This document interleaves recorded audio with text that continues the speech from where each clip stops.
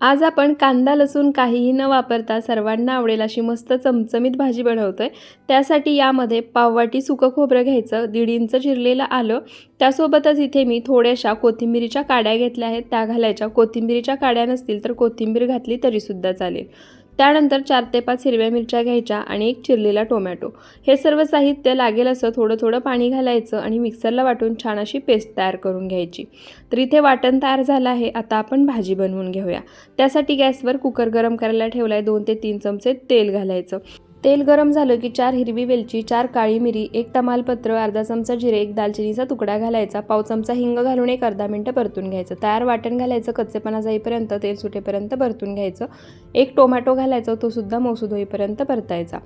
1 वाटी पांढरा वाटाणा रात्रभर भिजवून घेतला, त्यामध्ये 2 चिरलेले बटाटे घालायचे, 2 वेळा स्वच्छ धुवून घ्यायचं। त्यानंतर यामध्ये काही पावडर मसाले घालायचे। त्यामध्ये अर्धा चमचा हळद, अर्धा चमचा जिरे पावडर, अर्धा चमचा गरम मसाला, 1 चमचा धणे पावडर, 1 चमचा लाल मिरची पावडर घालायची। पुन्हा सर्व साहित्य तेल सुटेपर्यंत परतून घ्यायचं। 2 ग्लास पाणी घालायचं, चवीनुसार मीठ, 1 चमचा आमचूर पावडर घालायची। कुकरला झाकण लावून मध्यम आचेवर 5 शिट्ट्या करायच्या। कुकर पूर्णपणे थंड करून घ्यायचा। आणि इथे पाहू शकता मस्त चमचमीत घट्टसर अशी वाटाणा बटाट्याची भाजी बनून तयार झाली आहे। अक्षय तृतीया विशेष संपूर्ण थाळी रेसिपी चॅनलवरती आहे। चॅनलच्या नावाखाली त्रिकोण दिसेल, तिथे क्लिक करून तुम्ही पूर्ण व्हिडिओ पाहू शकता।